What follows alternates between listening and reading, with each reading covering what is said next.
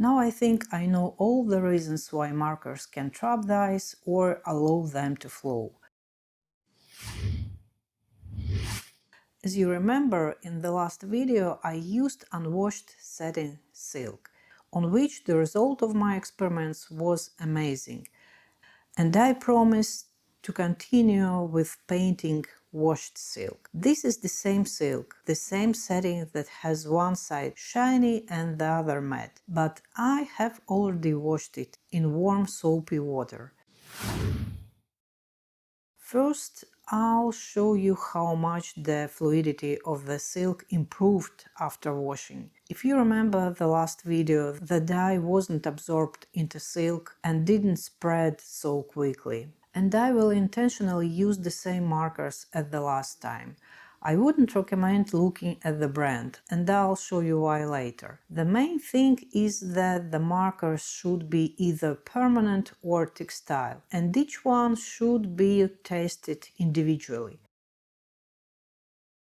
I can immediately tell you what mistake I have already made. You see, I drew with the marker with a different pressure, and where the marker didn't penetrate to the full depth of the fabric, there might be problems. And so that's the first thing I'm paying attention to. Toward the end of the video, I will list all the important points to keep in mind if you want to use markers instead of resist.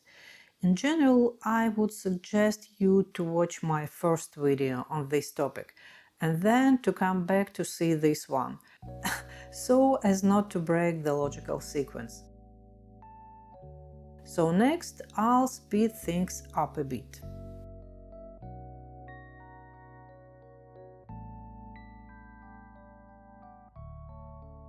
I used the same marker last time, but blue, but this one is completely dry, I won't even continue. And this is textile marker I liked last time. I'm interested to see if all markers behave the same on washed silk, or will they hold the dyes differently. To be on the safe side, I let the markers dry for about 10 minutes. As usual, I try to control brush wetness. What I mean by this, that I dry the brushes against a paper towel. The idea is not to wet the silk too much, especially near the marker line.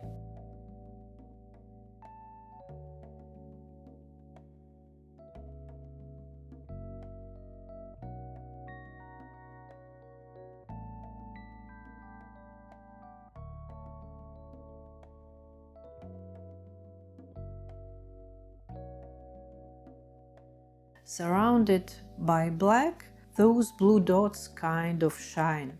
We'll see if this effect persists later. I can already see that this time the markers don't hold the dye, they leak it. And last time it didn't happen on unwashed silk. So the second most important thing I've realized if I want to use markers instead of resist is that the silk doesn't need to be washed. It was the point that made me question. I wasn't sure if it was the silk. I thought the quality of the markers, I mean their ability to retain moisture, mattered more.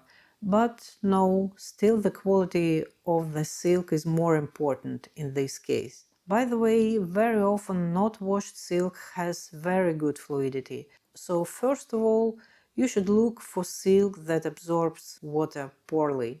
Then the chance for successful result in using markers instead of resist increases. But I always say that you can adjust to any situation and figure out how to fix the flaws. More on that later. For now, look, the gray textile marker looks like it's not going to let the dye through. We'll check it out a little later. Of course, you should keep in mind that the marker gives you a pretty wide line.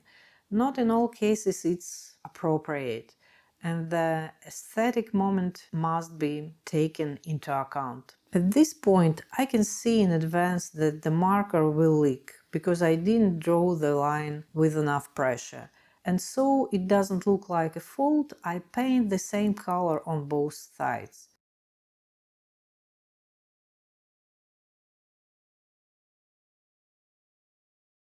I can see that the marker is leaking, but is there anything I can do to fix it? I'll draw another line with the marker, with more pressure, to make the line wider.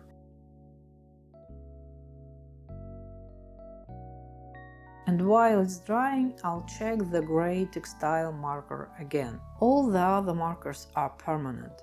See, the blue one's gone, but the gray one's still holding.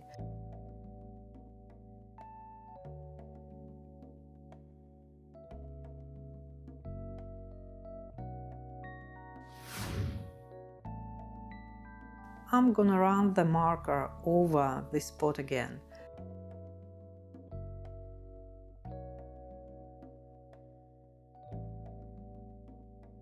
And this one too. Let's see if it's any better after reapplying the marker.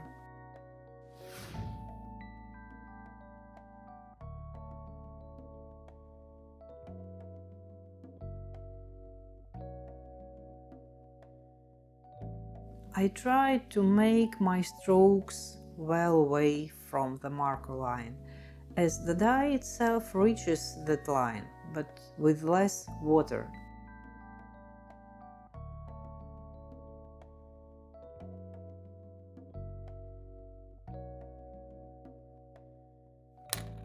It's always great to see a reaction, so don't hesitate.